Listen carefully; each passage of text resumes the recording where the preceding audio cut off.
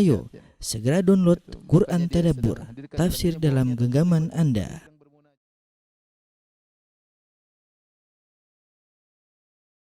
Bismillahirrahmanirrahim.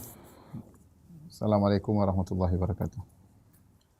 Alhamdulillahi ala ihsani wa syukru lahu ala taufiqihi wa amtinani wa asyhadu an la ilaha illallah wahdahu la syarika lahu ta'ziman li sya'ni wa asyhadu anna Muhammadan abduhu wa rasuluhu da'ila ridwani. Allahumma salli alaihi wa ala alihi wa ashabihi wa ikhwani. Para ikhwan dan akhwat, para dokter yang dirahmati oleh Allah Subhanahu wa taala. Kita melanjutkan pelajaran kita tentang hadis-hadis Al-Arba'in An-Nawawiyah, itu hadis-hadis yang disifati oleh Nabi dengan jawami'ul kalim, yaitu kata-kata yang singkat namun mengandung makna-makna yang sangat dalam. Yang hadis-hadis ini dipilih oleh Imam Nawawi rahimahullahu taala, dikumpulkan menjadi 42 hadis. Kita sampai pada hadis yang ketujuh, ad-dinun nasihah, agama adalah nasihat. Hadisnya an Abi Ruqayyah Tamim bin Ausin Ad-Dari radhiyallahu taala anhu, anna Nabi sallallahu alaihi wasallam qala, dari Abu Ruqayyah Tamim bin Ausin Ad-Dari radhiyallahu anhu bahwasanya Rasulullah sallallahu alaihi wasallam bersabda, ad-dinun nasiha, agama adalah nasihat. Qulna, kami berkata, liman, untuk siapa nasihat tersebut? Qala lillahi, untuk Allah, wa li kitabihi, untuk kitabnya, wa li rasulihi, untuk rasulnya, wa li a'immatil muslimin, untuk para imam kaum muslimin, wa amatihim, dan juga kepada orang-orang muslim secara umum. Rawahu Muslim. Taib, kita akan menjelaskan tentang maksud dari hadis ini. Yang pertama, sahabat Abu Ruqayyah Tamim bin Ausin Ad-Dari, ya, seorang sahabat yang mulia, dan dia kunyahnya Abu Ruqayyah. Ini dalil bahwasanya seorang boleh berkunyah dengan nama anak perempuan, ya.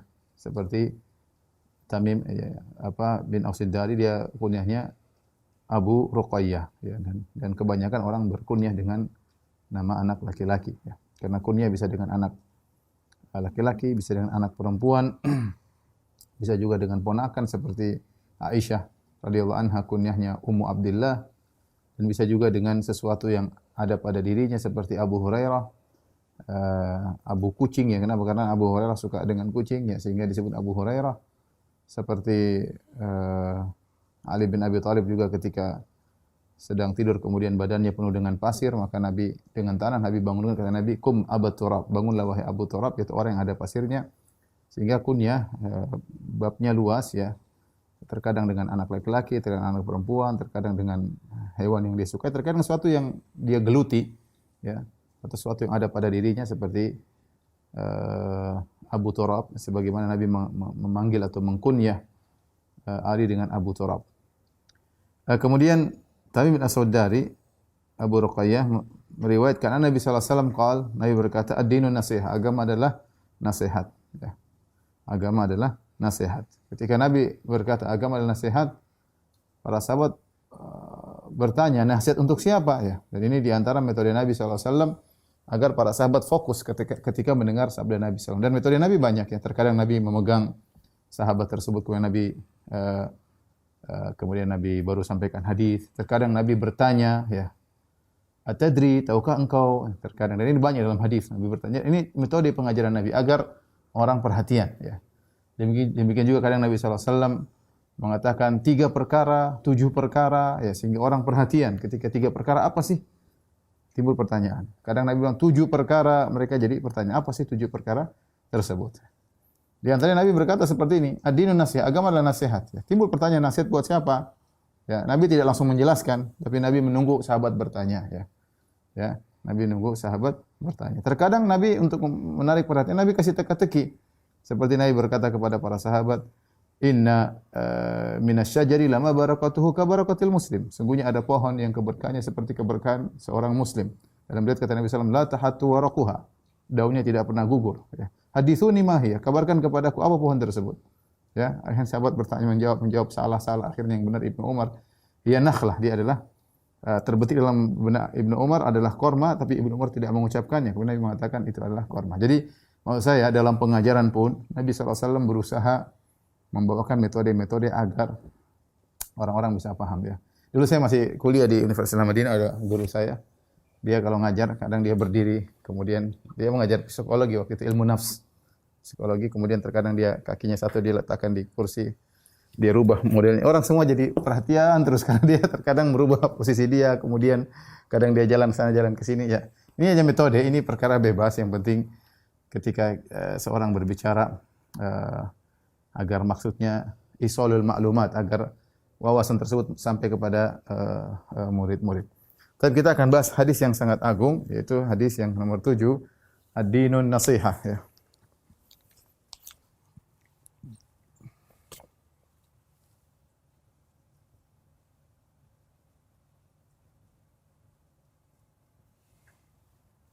Nabi SAW bersabda, ad-dinu an-nasihah. Artinya agama adalah nasihat. Agama, ya, ini ad-din artinya agama. Kemudian adalah nasihat. Agama adalah nasihat. Ya. Agama adalah nasihat.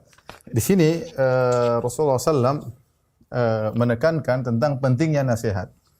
Pentingnya nasihat dari lafal ini saja, ya, nampak pentingnya nasihat dari beberapa sisi. Ya.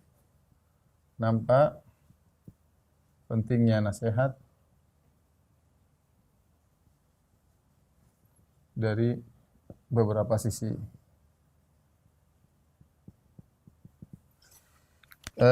Yang pertama,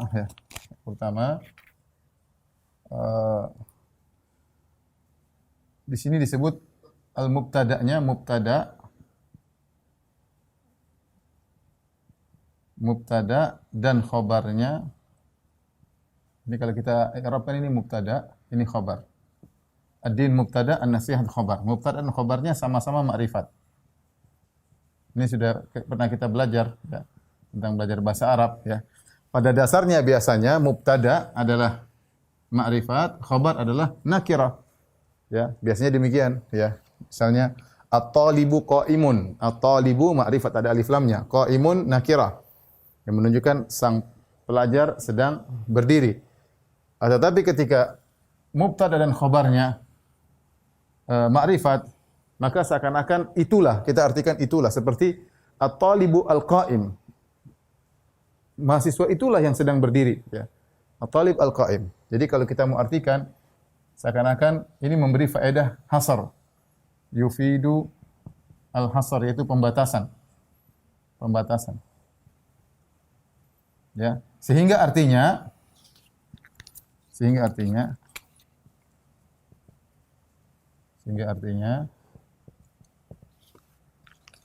agama itulah nasihat ya. Agama itulah nasihat. Seakan-akan agama tidak ada lain kecuali nasihat. Ya, ini saking pentingnya nasihat sehingga seakan-akan agama cuma nasihat aja. Ya, ini diantara metode untuk menunjukkan pentingnya nasihat.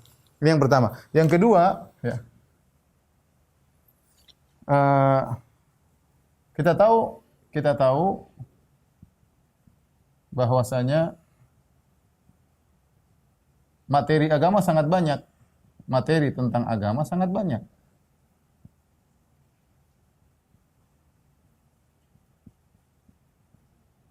Ketika disebut cuma nasihat, ketika yang disebut hanya nasihat, maka menunjukkan pentingnya itu. Pentingnya nasihat. Artinya seakan-akan mayoritas agama adalah nasihat, atau yang paling penting agama adalah nasihat. Ya.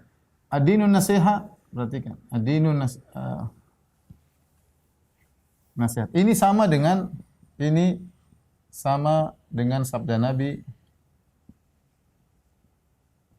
Kata Nabi, al-hajju arafah. Al-hajju arafah. Ya. Haji adalah arafah. Padahal kita tahu haji bukan arafah saja. Banyak kegiatan haji. Ada tawaf, ada sa'i, ada mabit di Mina, ada cukur rambut, banyak sekali. Ada lempar jamarat. Tapi ketika Nabi mengatakan, la hajju arafah, haji adalah wukuf di padang Arafah, menunjukkan ini adalah inti daripada haji adalah wukuf di padang Arafah. Seakan-akan inti daripada haji, mayoritas haji adalah Arafah, ya. Adalah Arafah. Sama seperti sabda Nabi SAW, ad-du'a'u huwal ibadah. Ad-du'a'u huwal ibadah. Doa itu adalah inti daripada ibadah. Doa itu adalah inti daripada ibadah. Ini mirip metode seperti ini, ad-dinu an-nasihah. Oleh karenanya, sebagian ulama mengatakan an-nasihah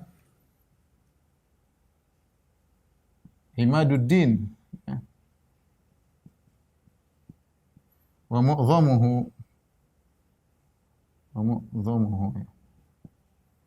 bahwasanya nasihat itu adalah tiang daripada agama dan mayoritas agama. Ini pernyataan sebagian ulama mengomentari hadis ini. Nasihat adalah tiang agama dan mayoritas agama, dan mayoritas isi agama, konten atau isi agama. Ini perlu kita tahu agar pentingnya tentang hadis ini. Baik. Di antara penekanan yang ketiga, ya, dalam sebagian riwayat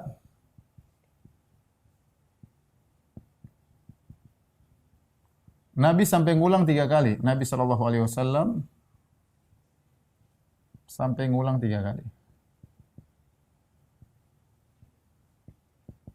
Ya, Nabi berkata, ad-dinun nasiha. Agama adalah nasihat. Ad-dinun nasiha. Ad-dinun nasiha. Agama adalah nasihat. Diulangnya 3 kali menunjukkan poin ini, agama adalah nasihat, adalah sangat penting.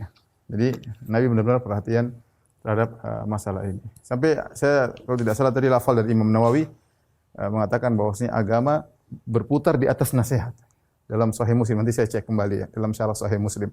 Tapi intinya uslub atau metode sabda Nabi ad-dinun nasiha menunjukkan nasihat itu sangat penting. Nasihat sangat penting. Baik. Apa arti nasihat?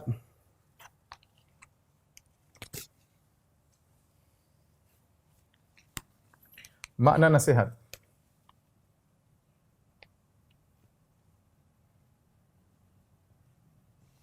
Makna nasihat secara lugatan, secara etimologi, secara bahasa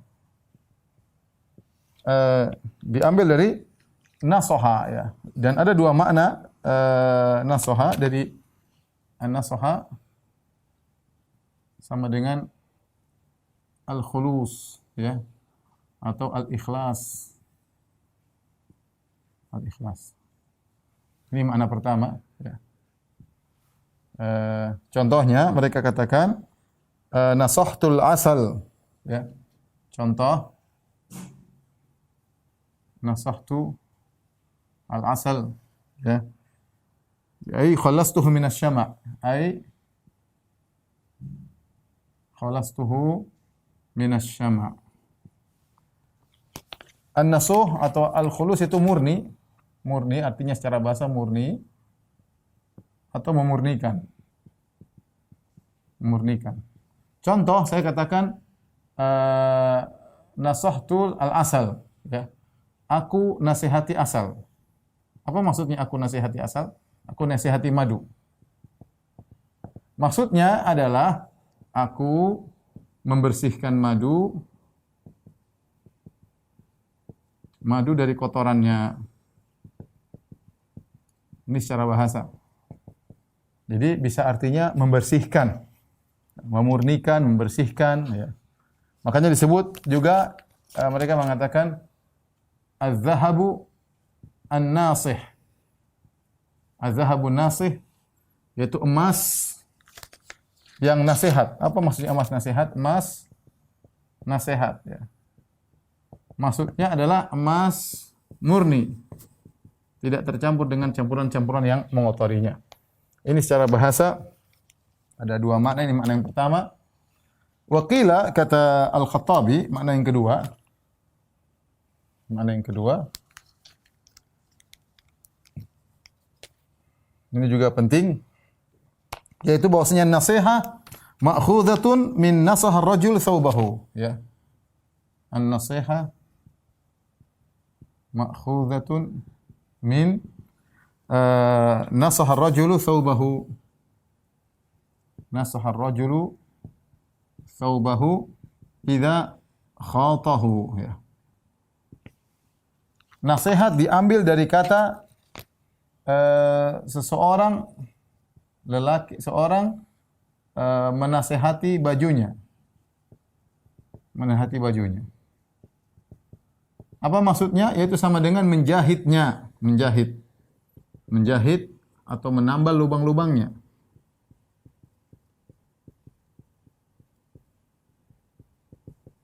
Baik.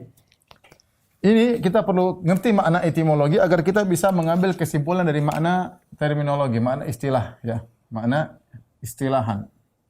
Apa makna makna nasihat secara istilah, ya. Maka jika diambil dari ini, nasahtul khulus atau nasahtul asal, khalastuhu minasyama, aku membersihkan madu dari kotorannya, aku menasihati madu maksudnya membersihkan dari kotorannya, zahabun nasih, emas murni. Maka disimpulkan oleh Al-Khattabi secara terminologi maknanya adalah iradatu al-khair lil mansuh lahu, yaitu menginginkan kebaikan yang terbaik, ya, yang terbaik bagi yang ditujukan nasihat. Nasihat kepadanya. Ini menginginkan yang terbaik, ya, bagi yang ditujukan nasihat kepadanya, ya. Dan lawannya apa? Anonimnya atau antonim lawannya adalah al-ghish. Al-ghish yaitu tidak menginginkan kebaikan, ya, tidak melakukan nasihat berarti melakukan ghish. Kata Nabi, man ghasyana falaysa minna. Barang siapa melakukan ghish itu tidak nasih, tidak melakukan yang terbaik, curang dan yang lainnya, maka berarti dia tidak nasihat, ya. Taib, kalau kita kita ambil dari makna nasihat secara bahasa yang kedua, nasahar rajulu thawbahu ay khatahu, seorang sedang menasihati bajunya, maksudnya dia sedang menambal lubang-lubangnya, maka maksudnya makna ini, ya, yaitu seorang menasihati sahabatnya, menasihati kawannya agar kekurangannya ditambal, diperbaiki atau diperbaiki. Baik, ini adalah makna nasihat baik secara etimologi maupun secara istilah, ya. Kenapa kita perlu menyampaikan hal ini? Karena nanti dalam hadis disebutkan bahwasanya nasihat itu adalah nasihat lillah. Nasihatlah untuk Allah. Kemudian dua, untuk Al-Quran, ya. Kemudian untuk Rasulnya. Keempat, untuk para penguasa. Yang kelima, untuk masyarakat secara umum.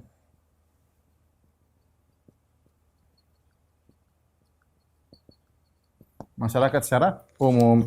Ketika kita mengartikan nasihat, ya, adalah memberi masukan seperti bahasa Indonesia, dia cocok juga, tapi hanya untuk ini, penguasa dan untuk masyarakat. Tapi sebenarnya nasihat itu adalah bagaimana kita melakukan yang terbaik kepada ini semua. Sehingga masing-masing akan kita jelaskan nanti, masing-masing punya konteks tersendiri. Seperti apa nasihat, menasihati Allah? Bukan nasihat, bukan beri nasihat kepada Allah, tidak butuh nasihat. Tapi maksudnya kamu lakukan yang terbaik di hadapan Allah. Itu maksudnya apa? Kau mentauhidkannya. Apa yang terbaik bisa kau lakukan untuk Allah, itulah berarti kau nasihat untuk Allah. Jadi nasihat itu melakukan yang terbaik untuk pihak yang kita nasihati. Apa yang bisa dilakukan terbaik, itulah disebut nasihat. Berarti kalau nasihat untuk Allah adalah bagaimana kita melakukan yang terbaik di hadapan Allah dengan mentauhidkannya, menjauh, tidak berbuat syirik kepadanya. Al-Quran yaitu kita mengamalkannya, membacanya. Misalnya Rasul, maksudnya nasihat kepada Rasul bukan kita menasihati Rasul, bukan, tapi maksudnya adalah untuk bisa menjalankan sunnah-sunnahnya, membela sunnah-sunnahnya, demikian. Jadi di antara kesalahan makna bahasa nasihat dalam bahasa Indonesia, yaitu mereka menyangka nasihat hanya memberi masukan, memberi nasihat. Padahal makna nasihat tidak terbatas dengan itu. Tidak terbatas dengan itu. Makanya di antara, nanti akan kita sampaikan, di antara baiat Jarir bin Abdullah kepada Nabi, bayatna Rasulullah sallallahu alaihi wasallam ala iqamis salahi wa ita'iz zakati wa nushi likulli muslim. Nanti akan kita sebutkan hadisnya. Berkata Jarir bin Abdullah, kami membaiat Nabi sallallahu alaihi wasallam, itu kami mengambil janji setia. Untuk apa? Untuk menegakkan salat, membayar zakat, dan untuk menasihati setiap muslim. Apa maksudnya menasihati setiap muslim? Bukan setiap ketemu orang kita nasihat, tapi melakukan yang terbaik bagi seorang muslim yang lain. Melakukan yang terbaik bagi seorang muslim yang lain, itu namanya nasihat. Jadi nasihat tidak terbatas pada perkataan memberi nasihat. Ini diantara contoh pengkerdilan, ya, distorsi makna bahasa Arab ke bahasa Indonesia. Jadi nasihat secara bahasa Arab lebih luas, mencakup apa yang bisa kita lakukan terbaik bagi pihak yang kita nasihati. Bukan hanya terbatas memberi nasihat. Sementara makna nasihat dalam bahasa Indonesia sudah mengalami pengurangan, pengkerdilan makna, sehingga pada terbatas memberi nasihat. Seakan-akan beri apa namanya? Wejangan, masukan, itu namanya nasihat. Padahal dalam bahasa Arab lebih luas daripada itu. Saya ulangi, dalam hadis Jarir bin Abdullah, dia berkata, kami membaiat Rasulullah SAW untuk menegakkan salat, untuk bayar zakat, wa nushu likulli muslim, untuk nasihat kepada setiap muslim. Maksudnya bukan untuk beri nasihat setiap orang, tidak. Tetapi maksudnya adalah melakukan yang terbaik bagi setiap muslim. Kalau kita jualan, kita jangan bohongi, berarti kita nasihat sama dia. Kalau kita beli, jangan kita tawar sampai habis-habisan, berarti kita nasihat sama dia. Ya, seperti itu namanya melakukan yang terbaik bagi dia. Kalau dia digibahi, kita bela dia. Ya, berarti kita berbuat yang terbaik bagi dia. Itulah namanya nasihat dalam bahasa Arab. Lawannya gish. Gish itu tidak melakukan yang terbaik, curang, dan seperti itulah. Taib, ini yang pertama tolong dihapus, ya.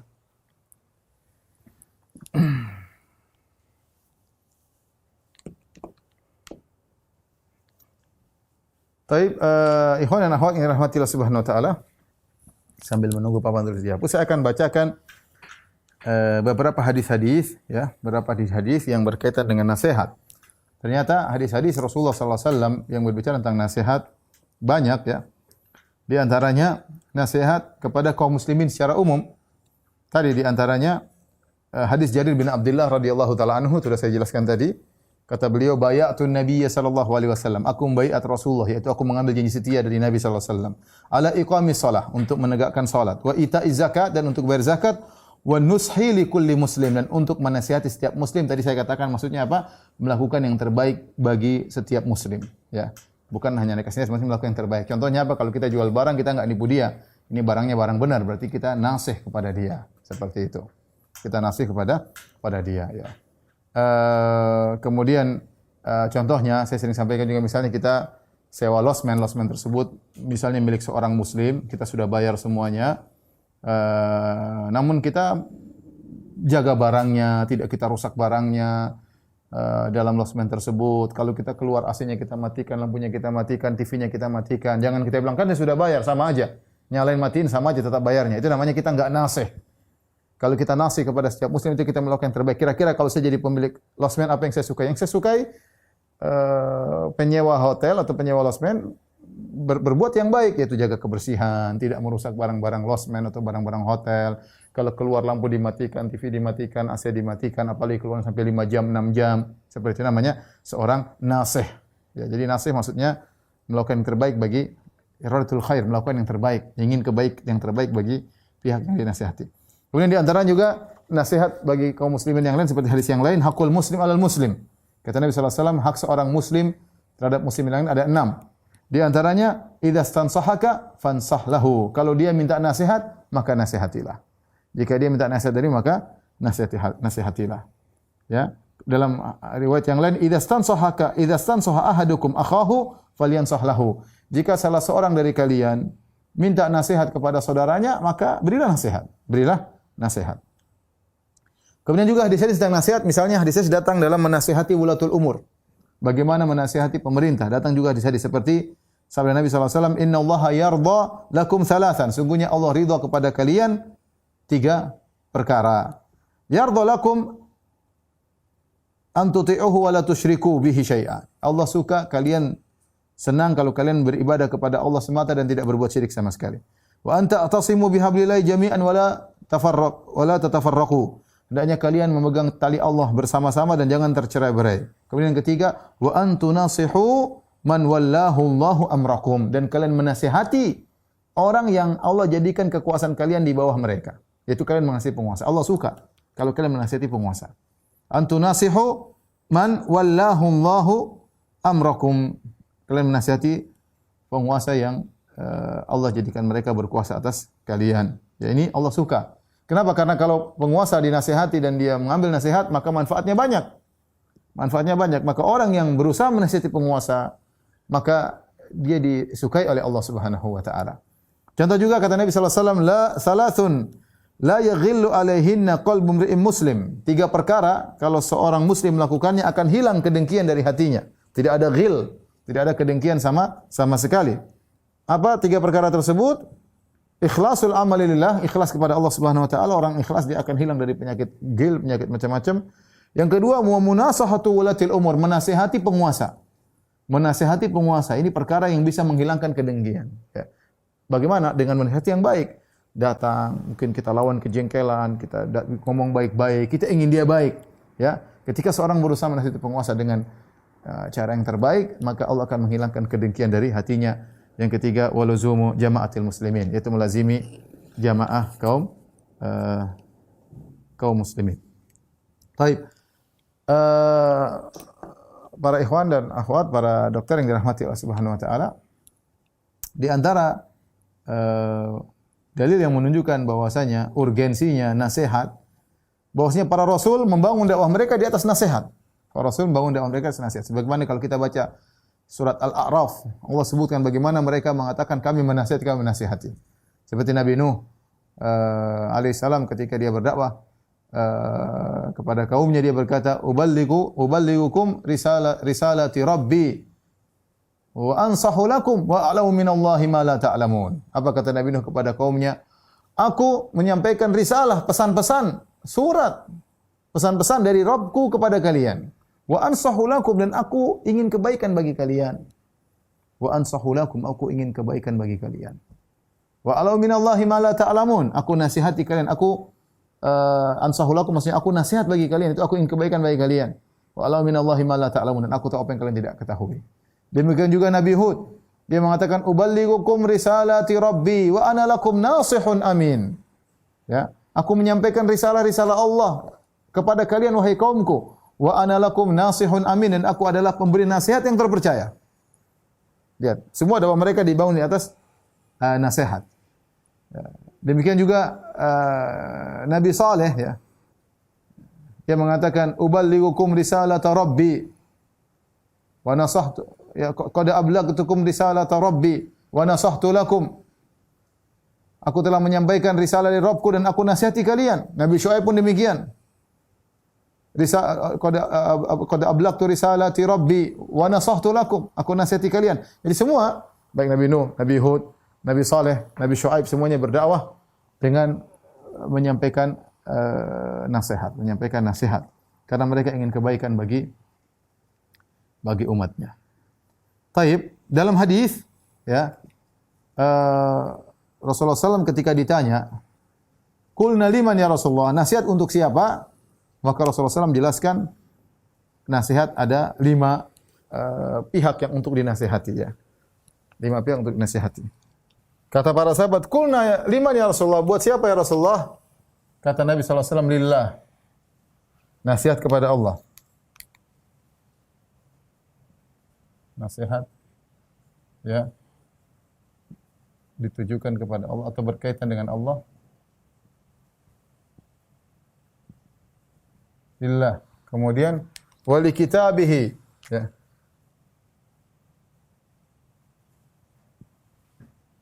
Nasihat berkaitan dengan kitabnya.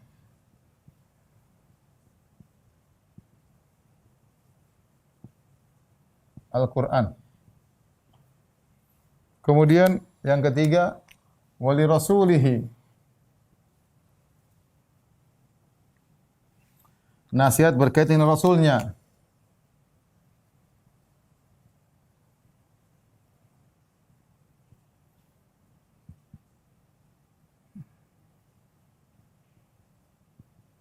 Kemudian wali a'immatil muslimin wa ammatihim. Wali a'immatil muslimin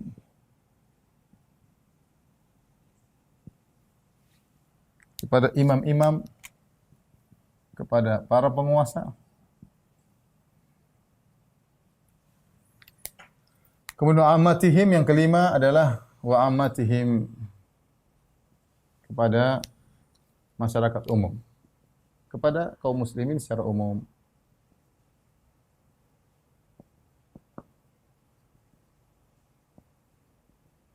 Secara umum ya. Kalau kita baca tafsiran para ulama tentang nasihat lillah, apa maksudnya nasihat kepada Allah Subhanahu wa taala? Yaitu di antaranya ada nafi wal isbat ya. Yaitu mereka mengatakan dua, yaitu mentauhidkan Allah, kemudian mengagungkannya,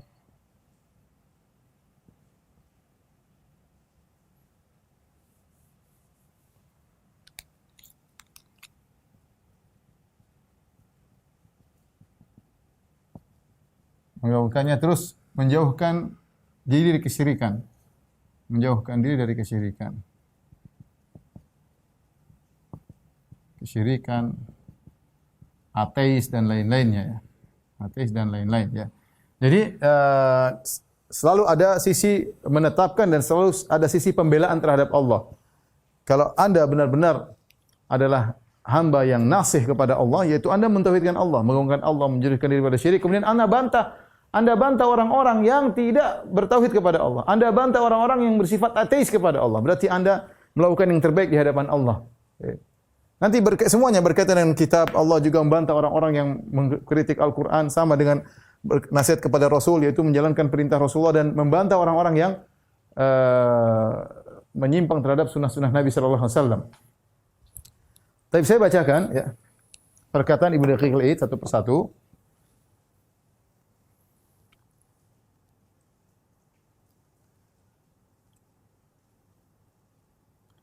Agar kita paham ya.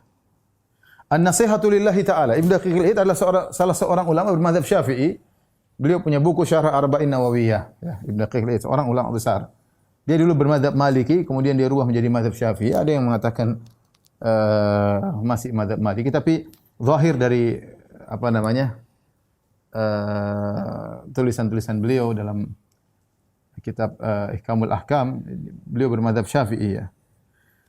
Jadi beliau ulama besar mazhab Syafi'i berkata an-nasihatu lillah, nasihat kepada Allah. Maksudnya apa? Maknaha munsharifun ilal imani bihi, yaitu beriman kepada Allah, wa nafyi syirik anhu, tidak berbuat syirik kepadanya, wa tarkil ilhad fi sifati, dan meninggalkan segala penyimpangan yang berkaitan dengan sifat-sifatnya, wasfihi bi sifatil kamal wal jalal, ya, dan sifati Allah dengan sifat-sifat yang sempurna, wa tanzi'an jami'il naqais wal qiyam bi ta'ati, menjauhkan, membersihkan Allah dari sifat-sifat yang kurang.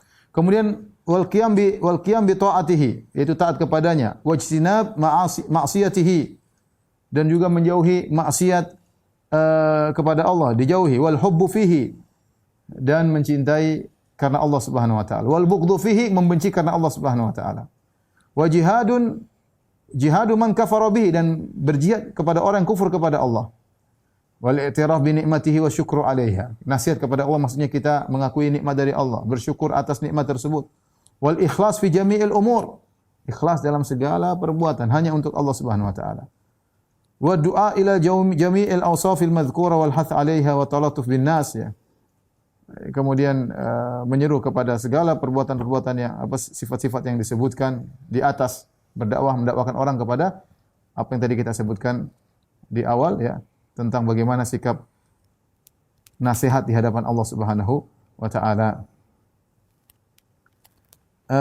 Kemudian juga misalnya wa amman nasihatu li kitabihi, adapun nasihat kepada kitab Allah Subhanahu wa taala, fabil imani, beriman bahwasanya kalamullah taala, Al-Qur'an adalah kalamullah, annahu kalamullah wa tanziluhu, diturunkan oleh Allah Subhanahu wa taala, La yushbihu syai'un min kalamin nas, tidak mirip, tidak sama dengan perkataan manusia manapun. Wa la yaqdiru ala mithli ahadun minal khalq, dan tidak seorang pun yang bisa membuat seperti Al-Qur'an, ya, karena itu firman Allah. Tsumma ta'zimuhu, kemudian mengagungkan Al-Qur'an, wa tilawatuhu, membaca Al-Qur'an, ya. Percuma kita bilang kita nasihat kepada Al-Qur'an tapi kita enggak pernah baca Al-Qur'an. Haqqat tilawati wa tahsinuha, berusaha mentajwidkan Al-Qur'an, wal khusyu' indaha, khusyuk ketika membaca Al-Qur'an. Wa iqamatu hurufihi fi tilawah, berusaha membaca dengan tajwid, jangan buru-buru. Wa dzabbu anhu, membela Al-Qur'an, li ta'wilil muharrifin, takwilnya orang-orang yang menyimpang. Wa tasdiqu bima fihi wal wuquf ma ahkamihi, dan seterusnya. Kemudian beliau berkata lagi, wa amma nasihatu li rasulih, adapun nasihat kepada rasulnya sallallahu alaihi wasallam. Fa tasdiquhu ala risalah, membenarkan bahwasanya nabi adalah utusan Allah. Wal imanu bi jami'i ma ja'a bihi, dan beriman dengan seluruh apa yang dibawa oleh Nabi sallallahu alaihi wasallam. Ya. Wa ta'atu fi amri wa nahi, taat kepada Nabi dalam perintahnya dan menjauhi larangannya. Wa nusratu hayyan wa mayyitan, dan membela Nabi ketika Nabi masih hidup maupun ketika Nabi sudah meninggal dunia. Wa mu'adatu man adahu, kemudian memusuhi orang yang memusuhi Nabi sallallahu alaihi wasallam. Wa muwalatu man walahu, dan berloyal kepada orang membela Nabi sallallahu alaihi wasallam. Wa idhamu haqqihi wa tawqiruhu, ya. Kemudian mengagungkan hak Nabi dan menghormati hak Nabi.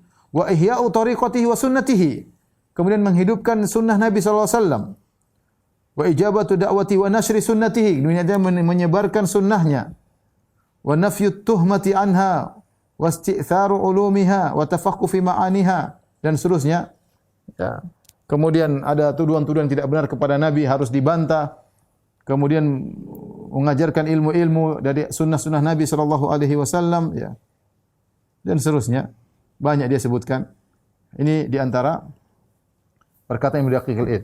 Kemudian kita baca tentang nasihat kepada para imam. Bagaimana? Fa mu'awanatuhum 'alal haqq, menasihati para penguasa adalah membantu mereka dalam menjalankan kebenaran. Wa ta'atuhum wa amruhum bihi, taat kepada mereka, ya. Kemudian menyuruh mereka untuk taat kepada para penguasa. Wa tanbihum wa tazkiruhum birifqin wa lutfin, kalau mereka salah maka berilah peringatan dan berilah teguran dengan lembut, birifqin wa lutfin, dengan lembut dan halus. Wa ilamuhum bima ghafalu anhu, dan memberitahu kepada mereka kalau ada mereka lalai dalam satu hal. Wa tablighuhum min huquqil muslimin, dan sampaikan kepada mereka hak kaum muslimin, mungkin mereka lalai, kasih tahu. Wa tarkul khuruju alaihim bisayf, dan tidak boleh memberontak dengan mengangkat pedang pada mereka. Wa ta'lifu qulubin nas li ta'atihim, dan berusaha mengajak manusia untuk taat kepada mereka.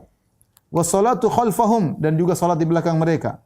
Wal jihadu ma'ahum, berjihad bersama mereka. Wa an yad'u lahum bis salah, dan mendoakan agar pemimpin diberi kebaikan oleh Allah Subhanahu wa taala. Wa amma nasihatu ammatil muslimin, adapun nasihat kepada kaum muslimin secara umum, yaitu selain, maksudnya wahum man ada wulatil umur, selain penguasa semuanya masuk dalam hal ini, ya. Apa nasihat tersebut? Fa irsyaduhum li masalihihim, yaitu memberi pengarahan kepada mereka yang mengantar mereka kepada maslahat mereka. Fi akhiratihim wa dunyahum, berkaitan dengan akhirat mereka maupun dunia mereka. Wa inatuhum 'alaiha, dan membantu masyarakat untuk meraih maslahat mereka ukhrawi maupun duniawi.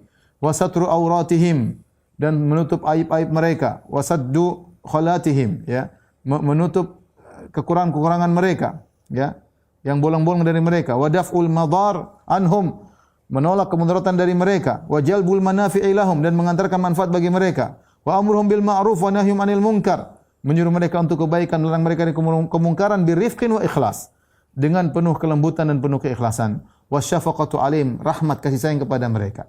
Wa tawqiru kabirihim wa rahmatu saghirihim, menghormati yang tua, kemudian kasih sayang kepada yang lembut, kasih sayang kepada yang muda, ya. Ini di antara perkataan Ibnu Daqiqil Id rahimahullahu taala, ya. Saya ingin bacakan dari perkataan Ibnu Rajab Al-Hambali tentang masalah ini, ya. Beliau menjelaskan, ya, tentang misalnya, ya,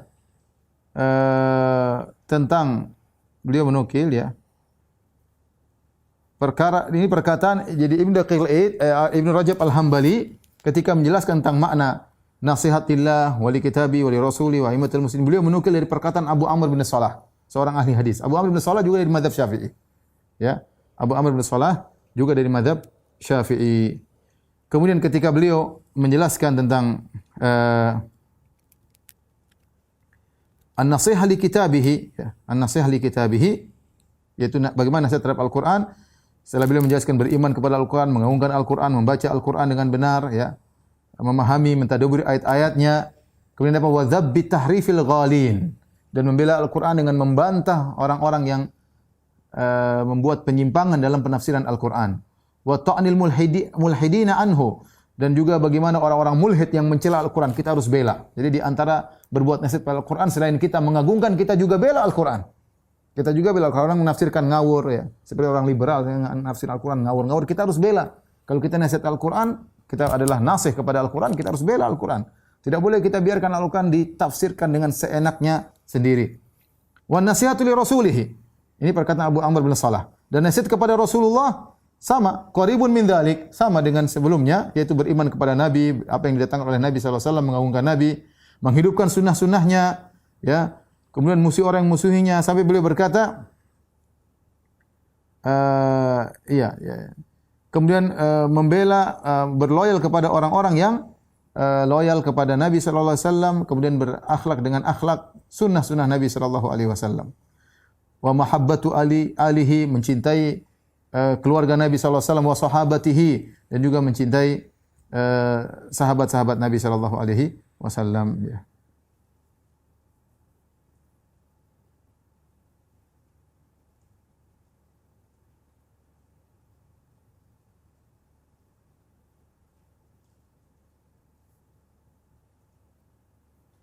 Oleh karena di antara perkataan para ulama tentang bagaimana membela Nabi sallallahu alaihi wasallam dengan menjelaskan hadis-hadis yang sahih, ya, dengan menjelaskan hadis-hadis yang dhaif dan palsu untuk dijauhi. Tapi kita kembali kepada penjelasan secara global. Tadi kita nukilkan perkataan para ulama, kita kembali intinya para ikhwan, para dokter yang rahmatillah subhanahu wa taala, nasihat kepada Allah yaitu kita mentauhidkan Allah, menjauhkan diri kesyirikan, dari ateis. Kalau ada yang menyimpang kita bantah, ya, ada yang melakukan kesyirikan kita bantah. Itu namanya kita melakukan yang terbaik di hadapan Allah Subhanahu wa taala. Jangan kita biarkan orang melakukan kesyirikan. Kita tidak ridho kesyirikan terjadi di alam semesta. Paling tidak kita jelaskan.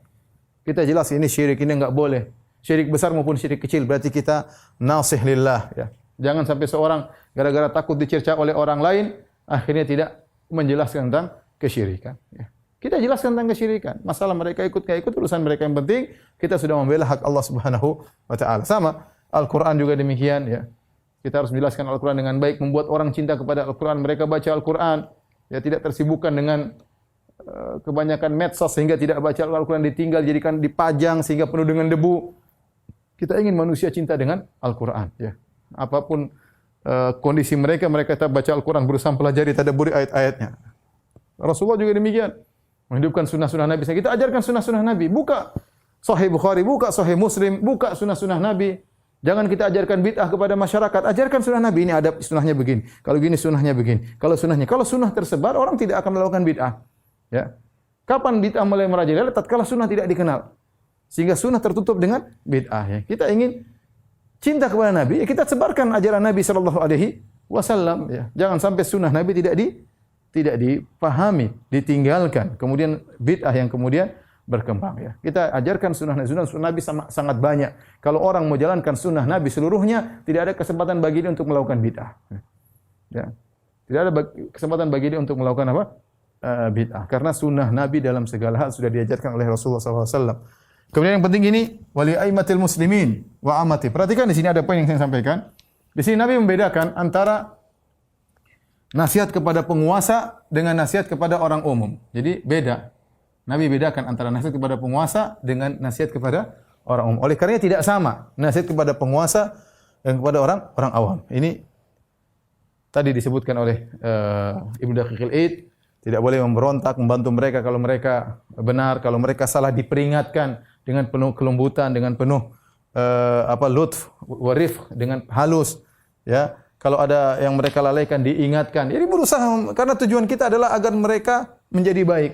Tadi sudah kita sebutkan, ya, bahwasanya la yaghillu alaihinna qalbu muslim.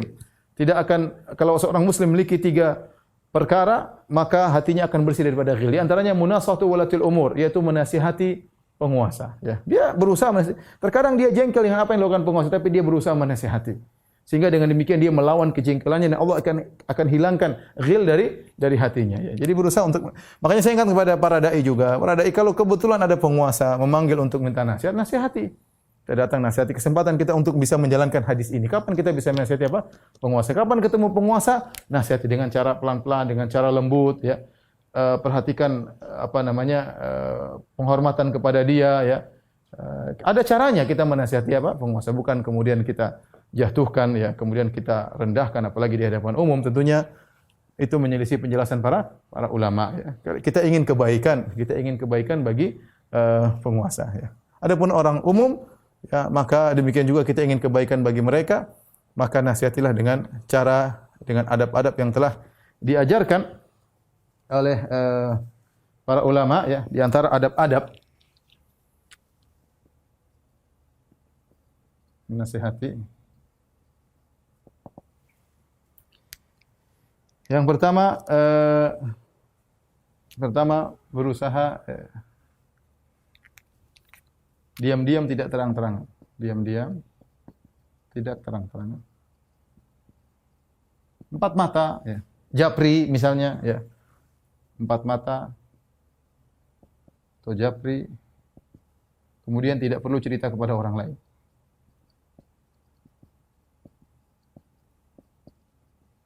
Karena kalau kita cerita kepada orang lain, khawatirnya kita enggak ikhlas. Oh, saya sudah nasihati kok. Khawatir kita enggak ikhlas. Enggak perlu kita cerita sama orang lain. Kita bisa nasihati, dia udah dengar atau tidak, ya urusan dia dengan Allah Subhanahu wa taala, ya. Kemudian, ya. Tentu dengan kelembutan. Dan memilih kata-kata, ya. Ingat tadi, apa sih nasihat? Nasihat itu iradatul khair lil mansuh lahu, menginginkan kebaikan bagi orang yang nasihati. Nah, kalau kita ingin kebaikan tentu ada caranya, bukan hanya menyampaikan kamu salah. Hanya menyampaikan kamu salah semua orang bisa, tapi bagaimana dia paham bahwasanya dia salah dan dia menerima kesalahannya, itu yang paling penting. Atau adapun bilang kamu salah, anak kecil juga bisa, tapi bagaimana kita menyampaikan ini yang perlu ilmu dan perlu kesabaran dan perlu kejelian dan perlu kecerdasan. Bagaimana kita menegur dia salah dengan cara yang baik, ya. Dengan cara, maka kita pilih kata-kata dengan penuh kelembutan. Kalau japri, ya. Misalnya sering kita sampaikan, kamu masya Allah, saya lihat kamu baik, ya. Tapi ada kekurangan yang saya lihat, kalau kekurangan itu hilang, kau lebih sempurna lagi. Misalnya, ya, sehingga tidak merasa tersinggung, ya. Kata-kata yang baik, ya, agar dia bisa terima, ya. Kemudian tampakkan, bikin dia merasa bahwa kita ingin kebaikan baginya.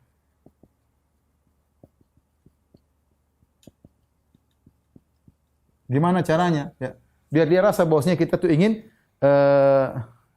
kebaikan baginya. Ya.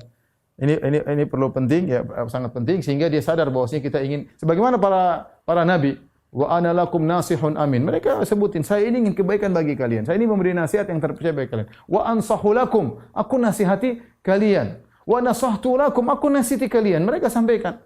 Mereka ingin kebaikan bagi para nabi, ingin kebaikan bagi umatnya. Sampai Nabi SAW kalau orang-orang Quraisy berpanggil Nabi merasa berat. Nabi merasa, ya, berat. Sampai Allah beri hiburan atau pelipur lara kepada Nabi SAW. Jadi Nabi sedih ketika melihat orang-orang tidak mengikuti ajakan Nabi SAW. Jadi kita berusaha menasihati dengan cara-cara yang terbaik agar orang yang kita nasihati mau terima. Maka jangan dinasihati di depan umum. Jangan di grup, kita sikat di grup WA, jangan, kasihan dia kan malu di hadapan yang lainnya. Kita japri. Ya. Kata-kata yang lembut, jangan dengan kata-kata yang kasar. Anda ingin melemparkan untuk menunjukkan dia salah, atau Anda ingin dia kebaikan? Ingat, nasihat itu bukan untuk menjelaskan kamu salah, bukan. Nasihat itu agar dia menjadi lebih baik. Maka harus menyampaikan dengan kata-kata yang baik, yang bijak. Saya sampaikan, kalau ini nasihat kepada manusia biasa, kita harus dengan aturan-aturan. Bagaimana lagi dengan penguasa yang dia punya kekuatan, dia tidak mau direndahkan. Tentu kita harus punya trik-trik lagi yang lebih hati-hati ketika ingin menasihati para penguasa. Wallahu taala alam bisawab. Ini saja para dokter yang bisa sampaikan pada kesempatan kali ini. Demikian saja sedikit yang saya sampaikan kepada para dokter sekalian. Semoga bermanfaat. Kurang lebihnya saya mohon maaf. Wabillahi taufiq wal hidayah. Assalamualaikum warahmatullahi wabarakatuh.